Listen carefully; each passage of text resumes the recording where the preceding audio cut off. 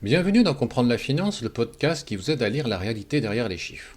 On parle souvent de transition écologique, recyclage, réparation, économie circulaire, mais il existe un obstacle dont on parle très peu, la comptabilité. Prenons un cas réel.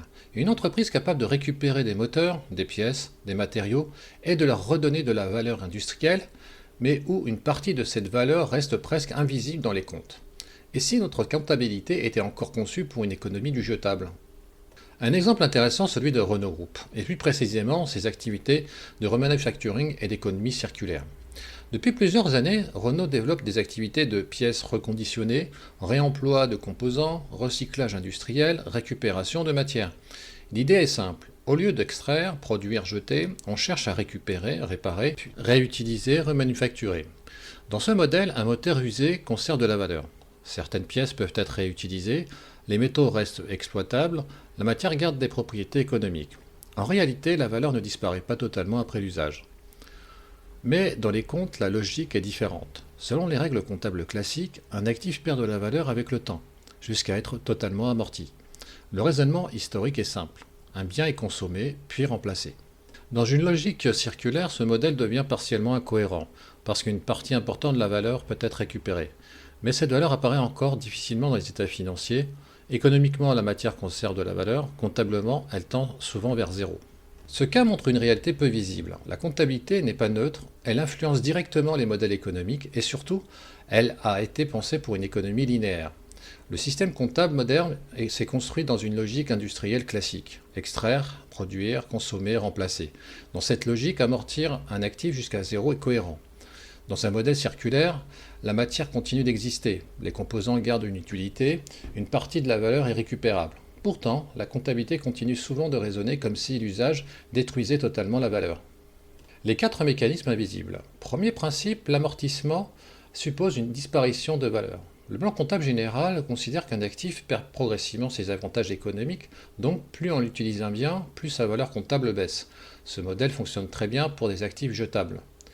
Deuxième principe, la matière est traitée comme un consommable. Dans les comptes, la matière est souvent enregistrée comme un stock destiné à être consommé, pas comme un capital durable récupérable. Donc, même si l'entreprise réutilise réellement la matière, cette logique apparaît peu dans le bilan.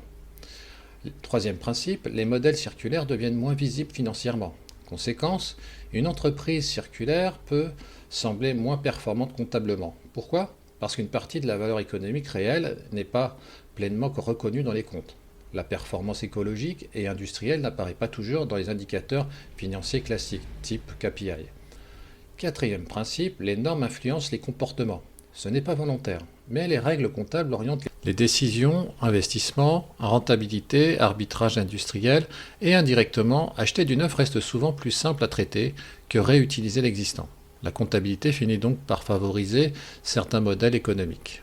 Aujourd'hui, les institutions comptables commencent elles-mêmes à reconnaître le problème. On voit apparaître des réflexions à l'ANC en France, à l'EFRAG en Europe, dans les discussions IFRS. L'idée est simple, comment représenter une économie où la valeur ne disparaît plus totalement après l'usage ? Plusieurs pistes émergent. Mieux intégrer la valeur résiduelle, reconnaître davantage la valeur récupérable, distinguer la matière et l'usage, intégrer la circularité dans les états financiers. Parce qu'au fond, l'enjeu est énorme, ce qui n'existe pas comptablement devient souvent invisible économiquement.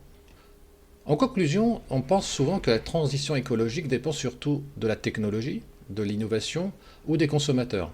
Mais elle dépend aussi des règles comptables, car la comptabilité ne se contente pas de mesurer l'économie, elle la structure. Et tant que nos normes resteront pensées pour une économie linéaire, les modèles circulaires continueront d'être partiellement pénalisés.